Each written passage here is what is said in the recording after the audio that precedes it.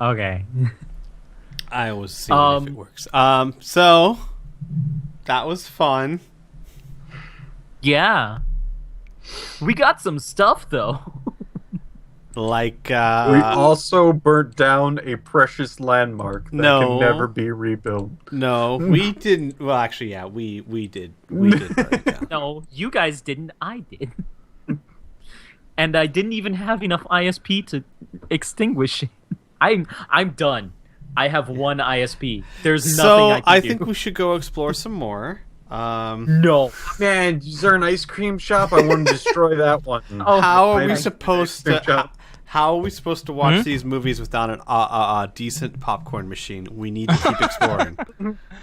You guys. I have one ISP. Popcorn burn. Popcorn. Oh my god. Buttered and salt. Yeah. You hear an explosion and a thud of metal that hits the snow, and you see the smoking remains of an old popcorn machine. God says you're welcome. Are we good to continue? I think so, yeah. Yes. Okay. So, what would you guys are back in the relative safety of the underground subway. What would you guys like to do next? I would like to retrieve the Mystic Power Armor. Good call. And after that? And after that, get back to our vehicles and go back to the Behemoth, because I'm done. Yeah. Alicia looks at her smoking armor and concurs. Al would at least check up on Alicia. I know that she's not going to have him fuss over her, but he's going to at least make sure she's okay. Mm-hmm. Okay. Yeah, she is physically okay. She's a few bumps and bruises for when she hit the ground hard, but nothing that requires immediate attention whatsoever. In fact, she gives a she says she sustained much worse before. So They pat her on the shoulder, and I guess they would move out. okay, so I'm going to just say, just narratively speaking, you're able to retrieve the Mystic Power Armor just fine. Like, Patrick, roll me a D100, please. All right. Fuck you, Al. Rolling a 1, I don't have that. 1 equals 1. That was my land nav roll. You son of a bitch. You know ones are low. Alright, anyway. Alright, Patrick. Good roll, by the way. You are able to retrace your steps back towards the initial water main, the graded water main that you used to enter the city. And in the cold night air, you return to the cold night air. You're able to navigate back up to your vehicles, uncover them after a spell, warm them up, and head back towards the Behemoth and Green Castle in general.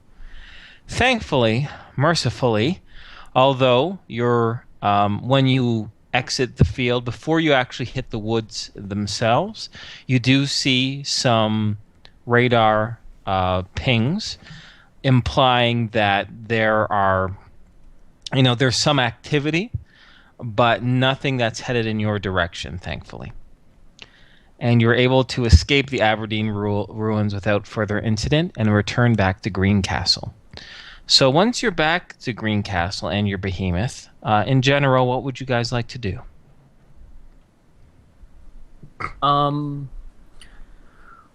Well, I think that my character would like a good night's rest. Fair enough. Yeah. Our new repair bot, is it adept at, say, repairing mega damage on power armor or body armor, that kind of thing? Needs to be programming the materials, but I imagine that it could do that. It has the programming, it just needs the materials. Okay, yeah. Which we have. Because if it can do that now, then I would ask Patrick, or I don't know if we can just command it. I don't know how that works, but set it to work. Actually, that's a good question. Is this thing set to where like Al or anyone in the party can just ask it to do something, and if it can, it will do it? Patrick? Patrick has not gotten that far in that he's Right now it currently sees trying to only make one master, which Got is it. Patrick. Then Al would ask Patrick if we can get it to start repairing the Titan and the Alicia's body armor, because the Titan's taken a bit of a beating. Not as much as Alicia's power body armor, but Yeah, Alicia had 8 mega damage left. yeah. Yeah. Al's, it's not quite that bad. I think he's got 151 out of 225. All right. Well, to tell you the truth, we can shift more back into this 6-month narrative space. So we can say that the robot and Patrick, or just the robot itself, would have repaired that. All I really would request for you is just to take off the amount of mega damage materials that you have. So Alicia will require 62. 62. Okay. Mm-hmm. And 74 for me. All right. Let me just double check that, because I don't think we have enough for both. Yeah. If my calculator... Okay. 74, 62. Yeah. Okay. So we are over by 126. Wait. So you're over by... Okay. Mm-hmm. Didn't We have can use tons? all... We have 126 mega damage worth of mega damage materials, which we used a lot of it on the repair of the behemoth for the leg. Did This that is include Samson power armor? That we No. scrapped? We didn't scrap the Samson yet. You didn't decide to scrap it at that point. You can cannibalize it now. Yeah, I'm guys. I mean, I'm never using this thing again. Let's cannibalize it. Okay. That So would how be much- 163 because it was damaged. So 163. Mm-hmm. All right. So we will have an extra 153 mega damage. Hooray! Sweet. You can change it back to 153. You're good. All right. So now that we're in this general narrative space, before I continue on with the broader campaign, is there anything in the immediate, as soon as you get back from Aberdeen, that you guys would really want to do? I was going to ask Piff real quick. Since Patrick's the Tinkerer, do you want me to send you the info on the Samson to see if there's anything from there you want to cannibalize? Since it's no longer a power armor, I will just shoot you what it was. I put it under miscellaneous Samson armor parts. Oh, I was just going to shoot it to him in Skype because I got it. Yeah, go ahead and do that. But I put it on the group loot. All right. By the way, I'm going to need a bit of that mega damage as well to make sure that the vehicles are no longer... Oh, yeah. How much? Yeah. Let's see. 15 from the last fight for the one vehicle, and we still have yet to fix the other one. Let's see. Find Big Boss. All right. It is down. Oh my. 47 Okay. for that. So 50. in the 57, narrative excuse space, perhaps we should look for some sort of mega damage materials to replenish our stocks. Well, good news. Green Castle. They don't have a lot of food, but they do have some mega damage materials that they can sell. Due to your good, we're gonna say good reputation with them. Although Gyro isn't pissed off at you. He just doesn't. You're just not doing any jobs with him, right? Yeah.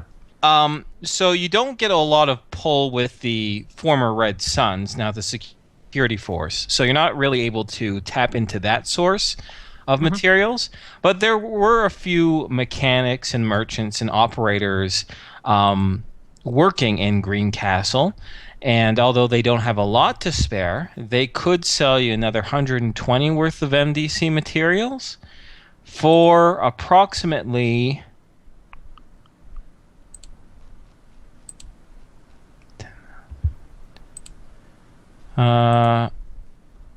Wait a second. Sorry. Taking out the calculator. To a nice dinner. And then never call it again. 60,000 credits.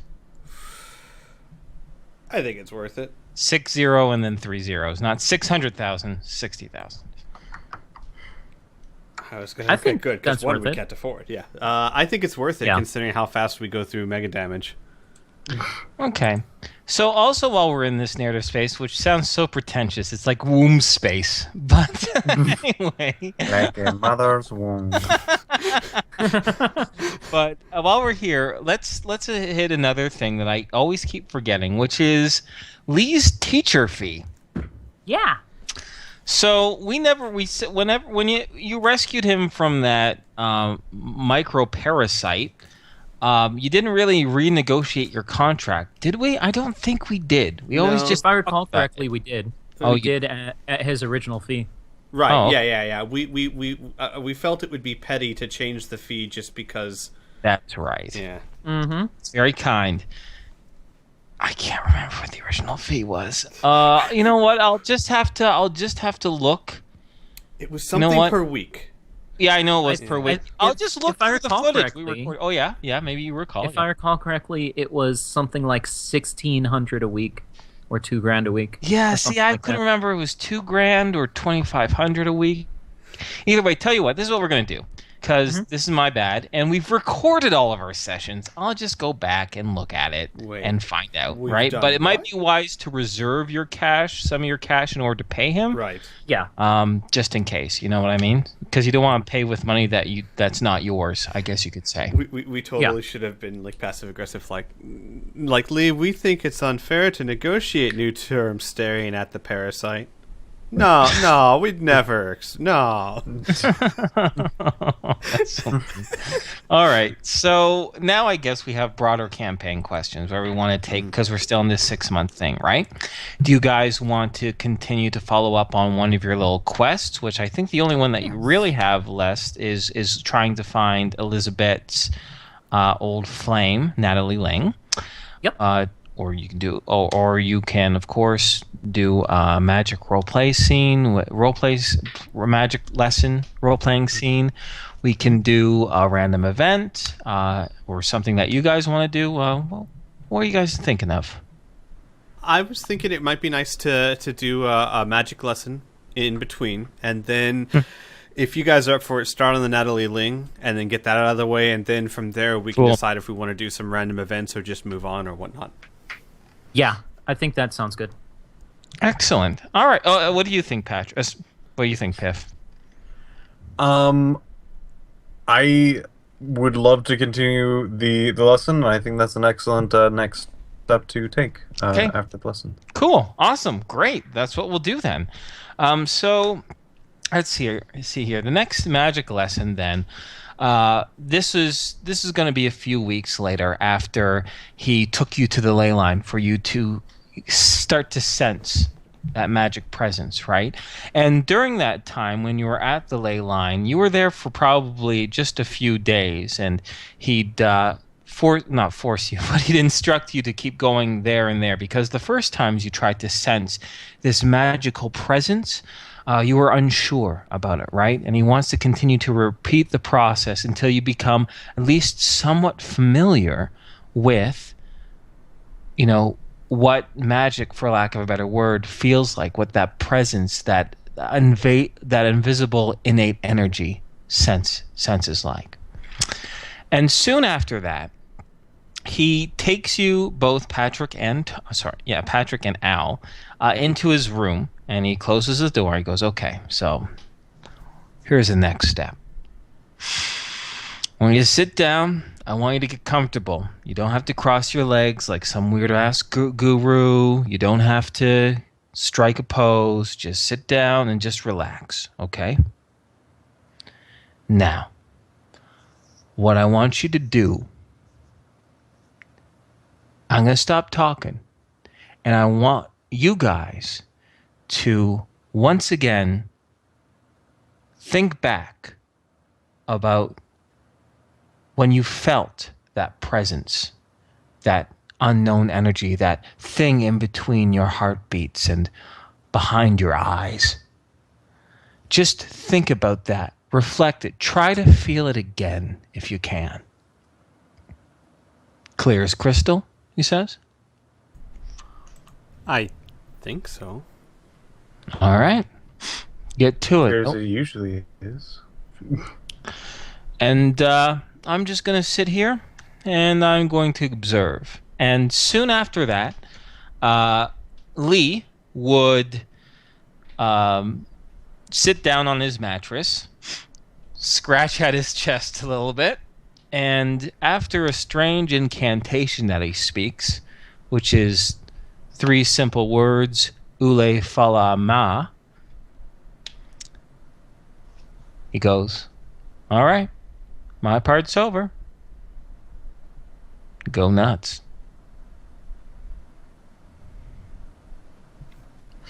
Al will quietly go nuts as he tries to recapture that feeling. Okay. Patrick? Patrick will close his eyes. Mm-hmm.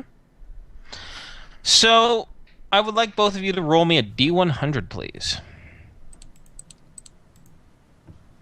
Yeah. Patrick. Takes you a few minutes, but you start to sense it again. That I don't know if you want to focus on your heartbeat again or if you have another different procedure.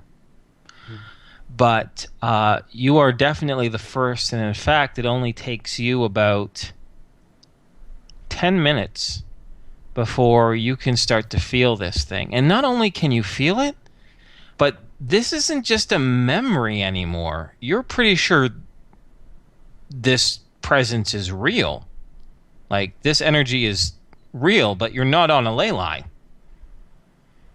Al, 15 minutes pass, and you feel nothing. Rolling another D100. I actually have a roleplay reason for that yeah? that makes sense. Is that okay. and Al has been trained for many, many years to constantly look at everything and observe everything and never pay too much attention to one thing because he has to be aware of everything. And it makes it really hard for him to stop and think of nothing. Or to, you know what I mean?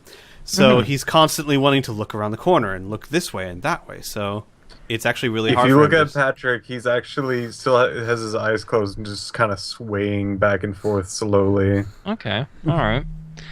All right, Al. It takes you about 25 minutes in total, but you're starting to get a memory of that energy itself. And it takes you another further 5 minutes until you realize that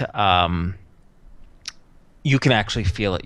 Like I said with Patrick, that this isn't just a memory anymore. You can feel this presence here. And a minute or so after you come to that revelation, Lee will pipe up and go, "Well, if this were a horse race, I'd probably put all my money on you, Patrick. You're fast. You're quick on the uptake. Now, open your eyes. Look at me. Let it all dissipate your memories and all that good stuff." Slow and almost dazed-like expression, Patrick will open his eyes and then shift his gaze over to Lee. Okay. Al will do so as well. Explain to me what you felt.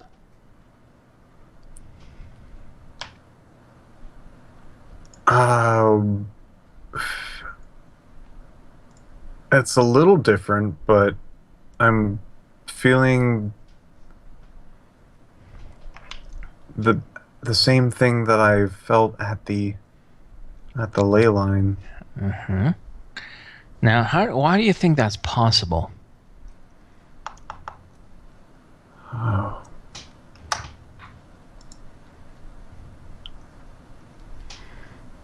It may be feeling maybe a similar source, maybe what you did. What do you mean what I did? Oh, I heard you speaking a incantation. Oh, you think I put magic in you? Wrong. Oh no, excuse me. No? No, I thought I just felt something that you put out, not something that was... So you sensed the magic that I cast. Still Maybe. wrong. No, still wrong, he says with a smirk. How about you, Al? What do you think? Why do you think you sensed magic and we weren't even at a ley line?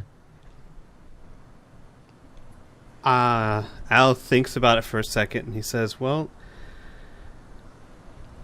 I was able to focus on it more. The first time when I tried to, it was on like the edge of my vision, and when I tried to focus on it, it just disappeared. This time, it was easier. Maybe after your mind, whether subconsciously or consciously, has experienced it and understands what it experienced, it's easier to do it again?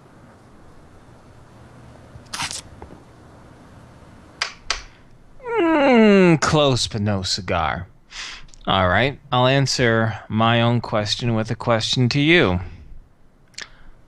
Are you alive? Thankfully, for now.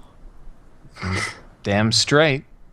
And that's Patrick is about to go into a spiel of like psychological. You know what? Like... At that point, he's gonna raise his hand and do like a tut tut tut tut tut tut tut. Like, shut up. I'm here. and he says, no. It's simple. You're alive. Magic is within all living things. Since you're alive, it's within you. The energy is within you. You can draw from that. You're still a long ways away from drawing from it, but at least now you know it's there. Al actually suddenly burst out laughing, and then it would take him longer than you might think to calm down, and when he calms down, he's gonna the coalition's gonna hate that. Oh, you know what they really hate? That fucker on his little throne. He's got all sorts of magic energy in him. Prosek? Yeah. Does he know that? No. But, sorry, I don't want to make it sound like he has this big font of mystical energy. No, but that he's alive, just like you and me. Everyone in the coalition's alive. Well, for the most part. At least, biologically speaking. Therefore, they all have magic energy within them too.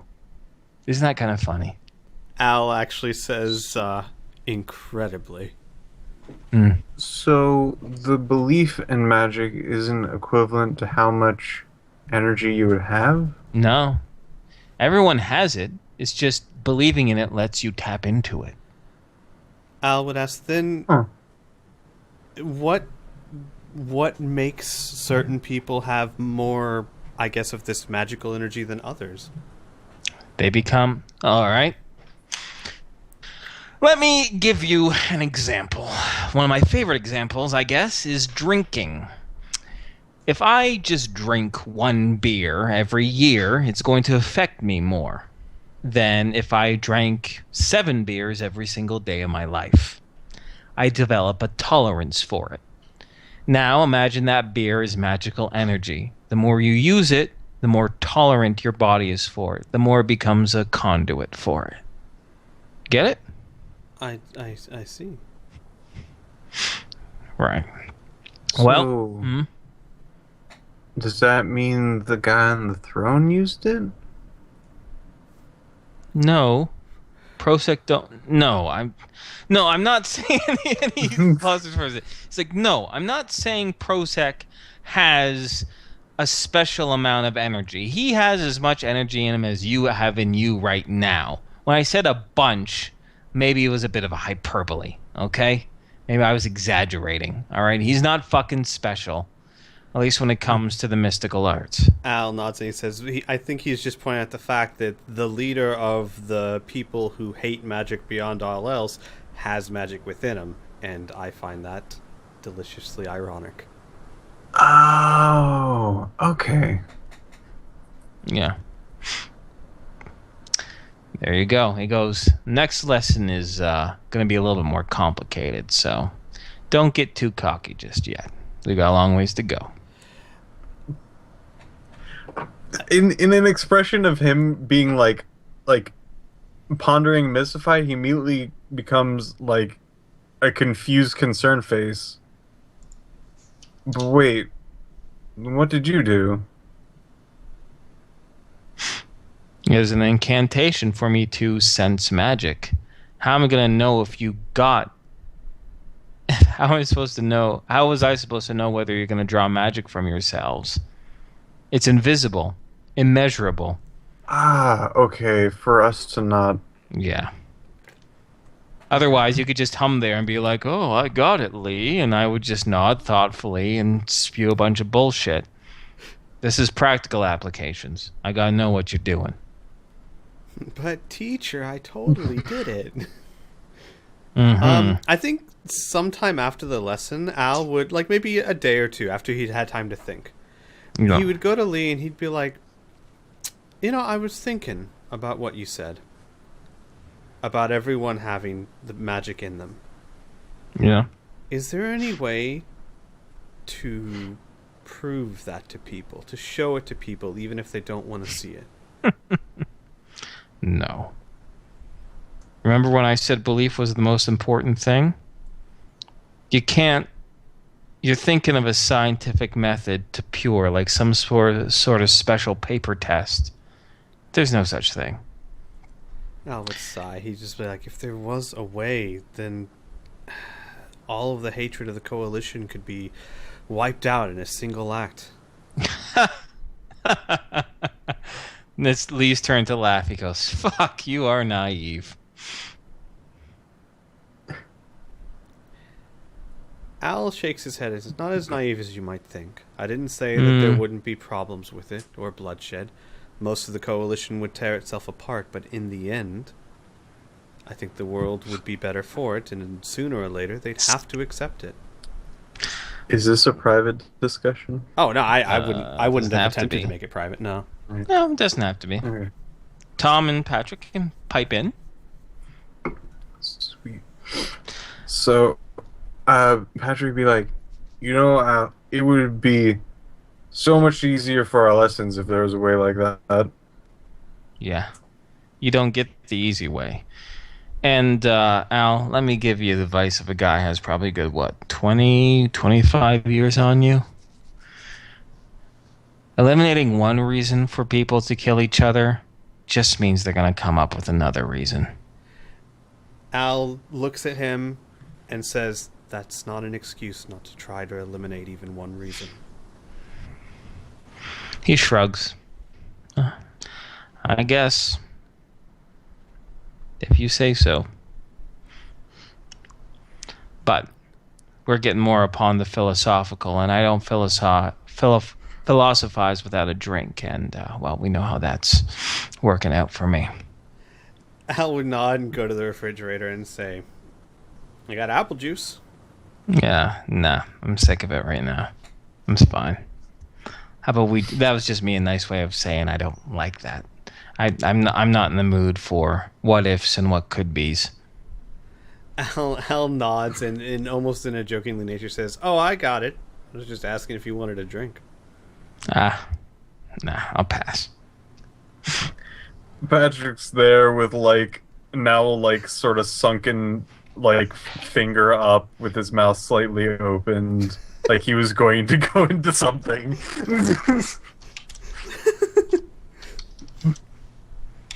Cool. Anything else you guys want to do with that, or do you want to wind down that scene? No, I think that's good. Cool. So, our next, if I'm correct, your next step is trying to nail down this search for Natalie Ling, correct? Yes. So, I have a few options for you guys. So, when you just to refresh your memories, you figured your best lead was around the Green Castle area, right? So we can approach this in two ways.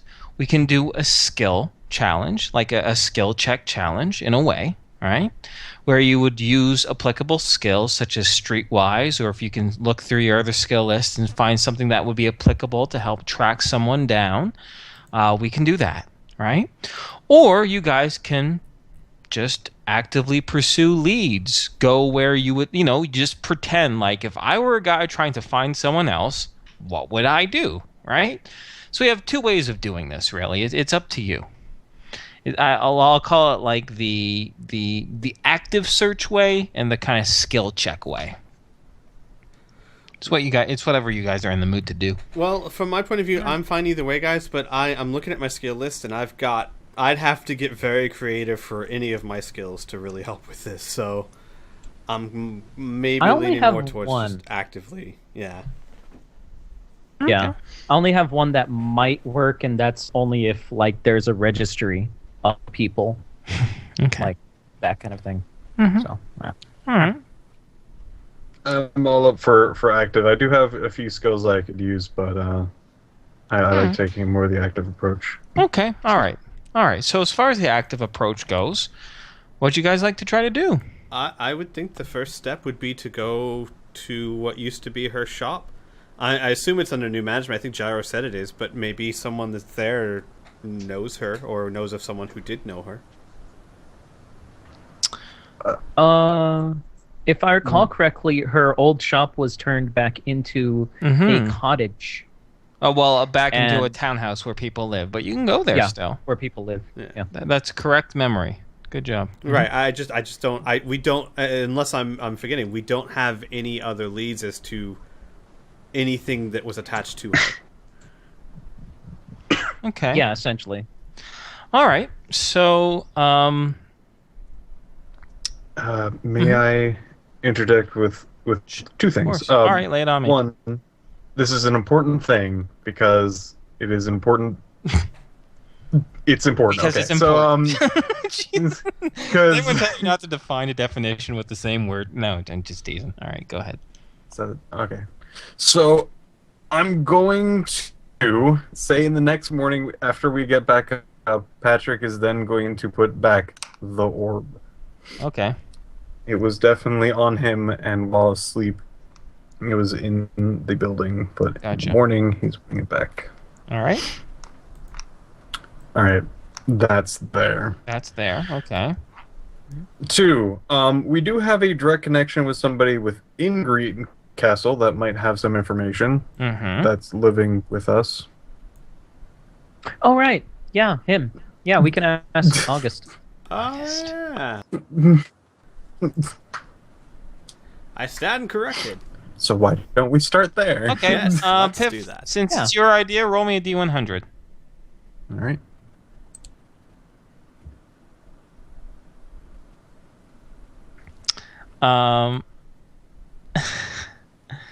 You are met when you give a general description to August. Oh, fuck it, let's role play it. It's more fun to role play as August. So at this point, August, Al, you have given him a clean bill of health like 4 times at this point, right? You're like, your back is fine, August, but he still insists on, if he has to get from point A to point B, to have someone around so he can lean on just in case, because he doesn't want to put too much pressure on his back. Can I say that Al, on at least a few occasions, just to try and prove his point, would startle him or surprise him in such a way that he moves completely on his own willpower in hopes that maybe he'd see it, and that just hasn't worked at all?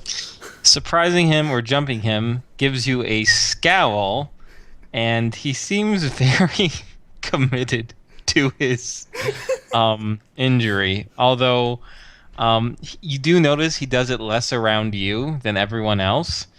In fact, he tries to get Bear to ferry him around as often as he can, and the big wolfen is compliant. So when you ask him, he's currently leaning against Bear, who was in the middle of bringing him from the kitchen back to the med bay, for lack of a better word. And so he goes, yes.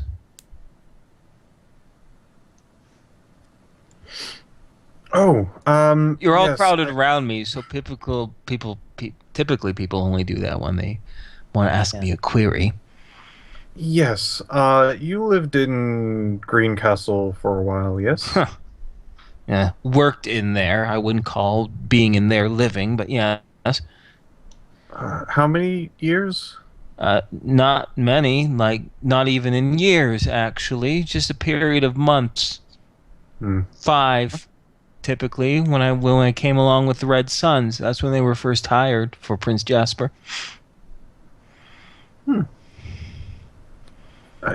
Anyway, you probably haven't heard of this lady, but have you heard of what was her name? Was it Natalie Ling? Are you asking me as the GM? Uh, if that's the correct name, then that is Yeah, it is it's Natalie Ling. Yes. Okay, yes. Oh my god. All right, so you are met with a blank stare. Oh, do you know someone named Mark Anthony? No. Oh, well, that's my answer. I don't know. One Mark name. Anthony? I don't know. I was trying to make a point. Just because I lived in an area for 5 months doesn't mean I know everyone. No, I don't know who Natalie Ling is. Squee as a player Oh, is okay. like, I know Mark Anthony. Al as a character does not know. You know. Yeah. Al would then Sure. ask, well, perhaps you would know someone or some way within Greencastle that we could find this person.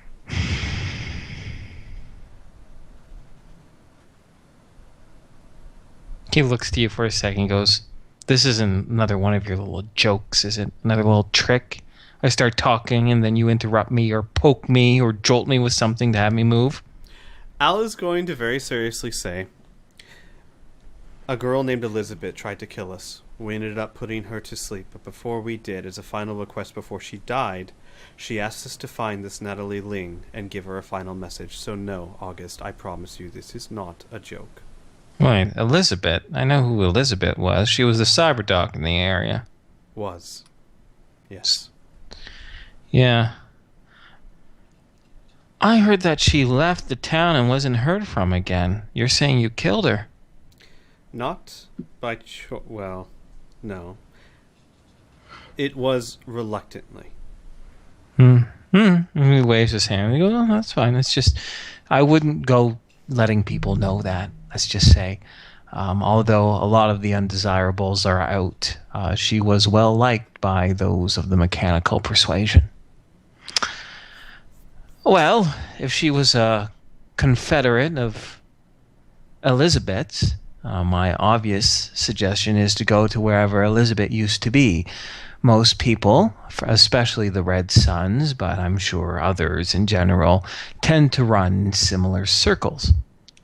So go to wherever this Elizabeth lived or worked or spent her free time.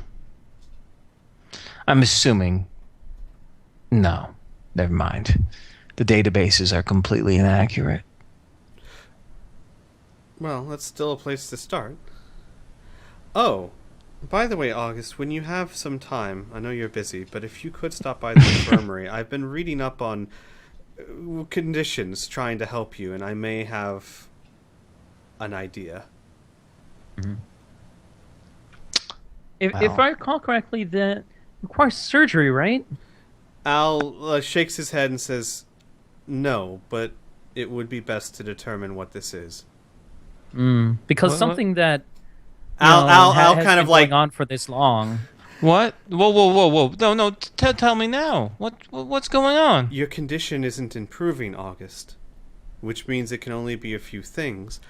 I have an idea, but I'd like to run some tests first. Nothing. And Al says nothing. Roll me a D100. Okay. And he'll say nothing invasive. I promise. Roll me a D100. Got a 79. Okay. He stammers a little bit. Goes, oh, okay. Not right now, though, right? No, but soon. Okay. Okay. So we're going to continue on with the search for Natalie Ling, but I'm going to give you a little update, narratively speaking.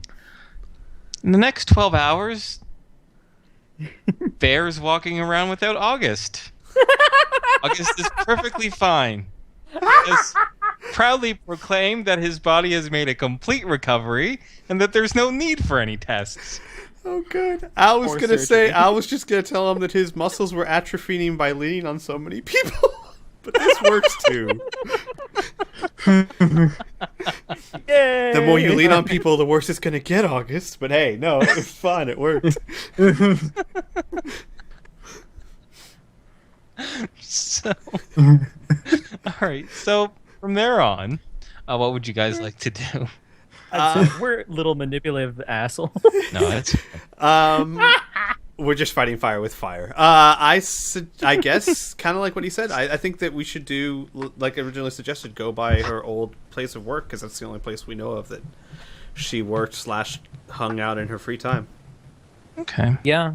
And maybe ask some of the Red Suns where she, like, if there were any bars around or somewhere where she would spend free time. Wait, did she work with the Red Suns? I know August did. I don't think Elizabeth. Elizabeth never really worked for anybody, Right. but she served, like, she was popular with a lot of the mercenary groups, including the Red Suns. And August did say she was popular among those of the mechanic persuasion, so maybe we go by Correct. some of the mechanics in town. Mm-hmm. Yeah, I would say the mechanics first. Because Yeah, let's do the mechanics first. we're kind of- I agree. Yeah. I'm sorry, I know you were eating Mrs. Beckenstein, but have you ever heard of the person who lived here before you? Yeah, let's go to the mechanics The first. people who took my home Yeah. away? No. Fuck her. I'm just kidding. You're going to the mechanic shop, right? Yeah. Yeah. All right. So, you go to the mechanics. Give me a moment as I look through something here. Do.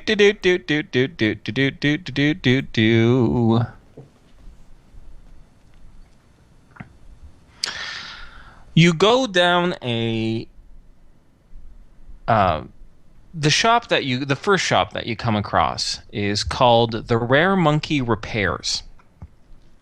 And you manage to talk down one of the head mechanic there, a fellow named Bruno Rocha.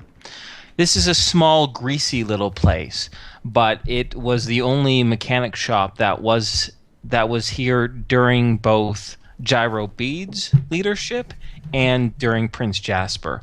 All the other mechanic shops were either rebuilt or rebuilt since Gyro was there, right? Or have been closed since the Prince was dethroned. Anyways, it's one of the only original mechanic shops around. And you get talking to Bruno. He's a big, I would say, kind of overweight, probably about 300-pound man. He's not very big either. He's about 5'6", dark hair, kind of pockmarked skin, friendly fellow with a really big bulgy nose. And he says, welcome to the monkey. What can I do for you? Wait, I know you guys. You're the ones who put Prince Jasper 6 feet under the ground, aren't you? That Yep. is the tale. That's us. Well, shit. Well, you got yourself a guaranteed 20% discount here. What can I do for you? Nice. Do you know or remember the Cyberworks Dr. Elizabeth that used to be here? Elizabeth. Yeah, I know of her. Yeah. She's gone, though. Yeah. Unfortunately, she's dead. She was wounded outside the town, and I was treating her injuries, which were quite extensive, and she didn't make it. But before she passed, she had a final request that dealt with someone named Natalie Ling. And since we personally didn't know Elizabeth that well, we're looking for people who knew her who might know or help us find this person. Ling, huh? Ling, Ling, Ling, Ling, Ling, Ling, Ling. That rings a bell. Hey, Bethany, he calls out, and a spry, thin woman in greasy pigtails pops her head out, and she goes, "Yeah, boss. Now, Ling, you were you dealing with her? Could have swore I could have. What does she look like?" He asks, looking over to your group, to Al. I'm sorry, she never really gave a description. She just said that Natalie Ling was a past, intimate relation. Oh, all right. Well, you hear Bethany ring out. "Oh, no, that's okay," she says as she wipes a little bit of smudge from her hair. "I know Natalie. Or I knew her at least. I hear she left town, but she was a pilot, professional pilot. What do you want with her?" Well, do you know or did you know Elizabeth? Nah, it's her. No, not really. I mean, I heard of her, but I know more about this Ling lady, though. Well, Elizabeth and Ling knew each other, and Elizabeth, before she passed, had a final request for Ling, and we're just trying to carry out that final request. Oh, shit. Well, I don't know what to tell ya. I mean, Natalie, like I said, she was a pilot. She was really good with hover cycles. Oh my goodness, she was a beast on them, right? But I heard that she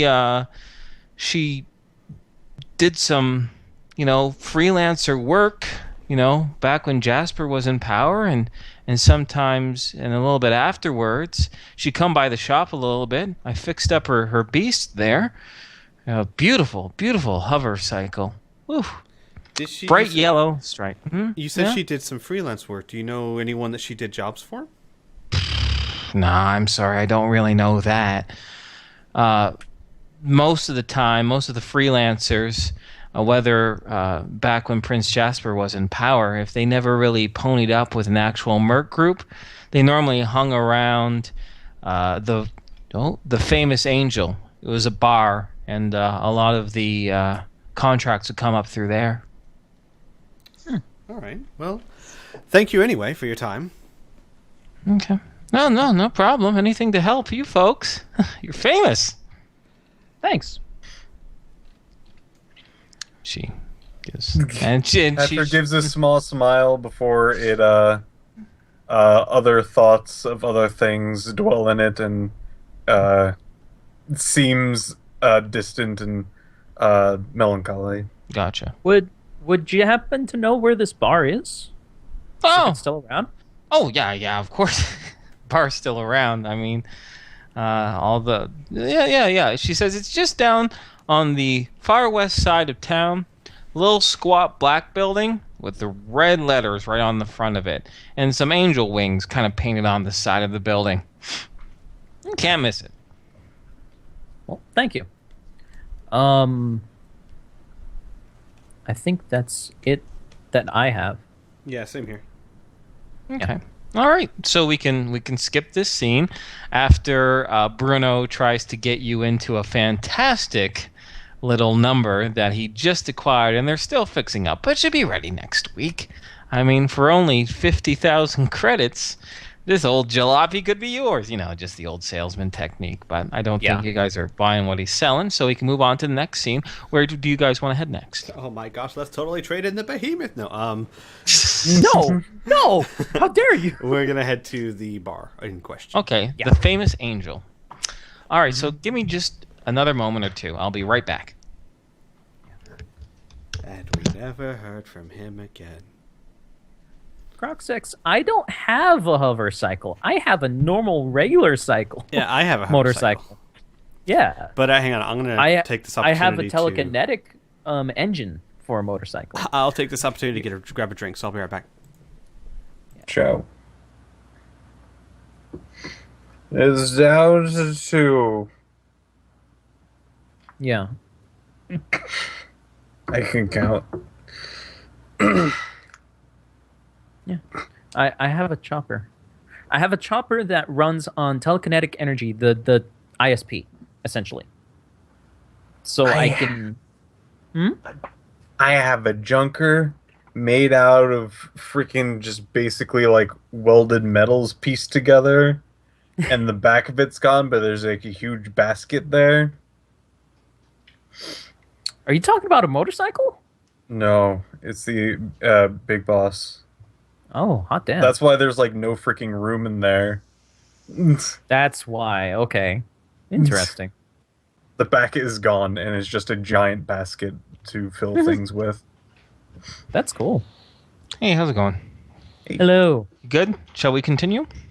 Al had to go and get a drink. Oh, okay. Good. Good. No worries. I was just describing my junker of an ATV. It runs on electricity. It's good for the environment.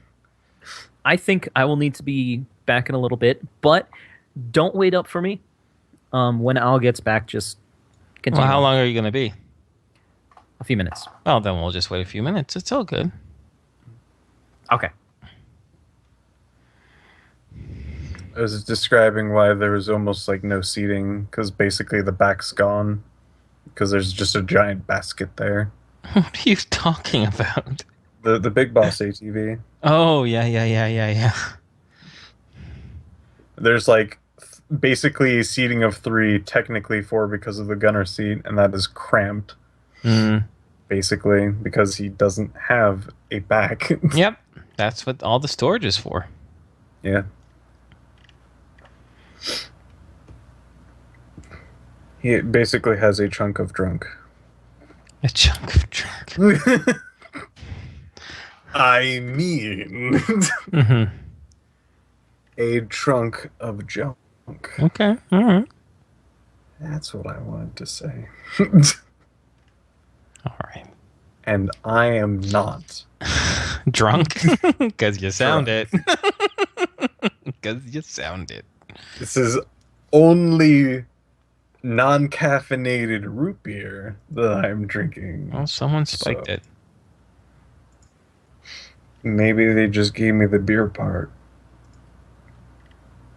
It shouldn't be this fizzy, though.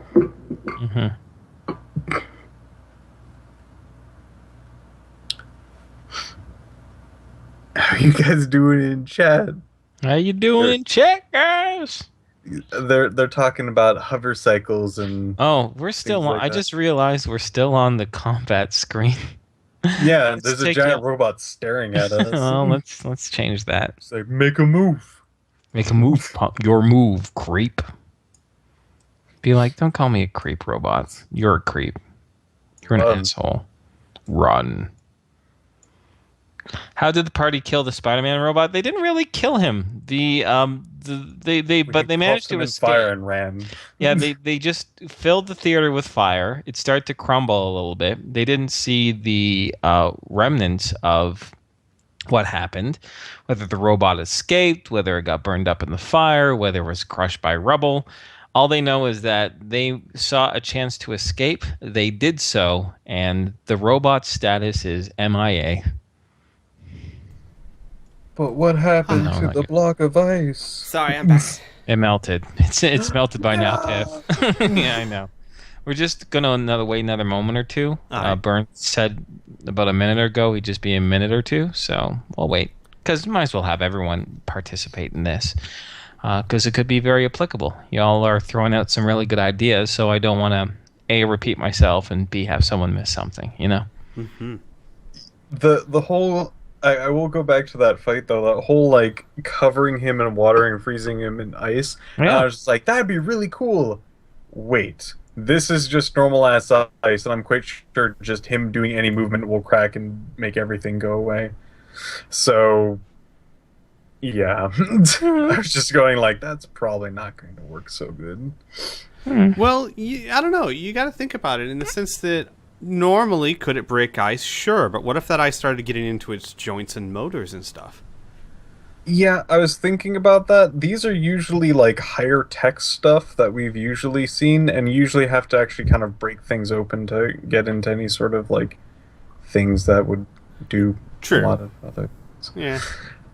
It's one of those things where like I've basically thought through, what if I froze it a bit? Wait, that will pretty much. Well, can't you make mega damage ice though? I would think mega damage ice would be thicker, denser, harder to break. Like theoretically, yeah, if it's mega damage, if it can't punch through it, then why should it be able to move through it? Magic. Is everyone still there? Or not? Okay then.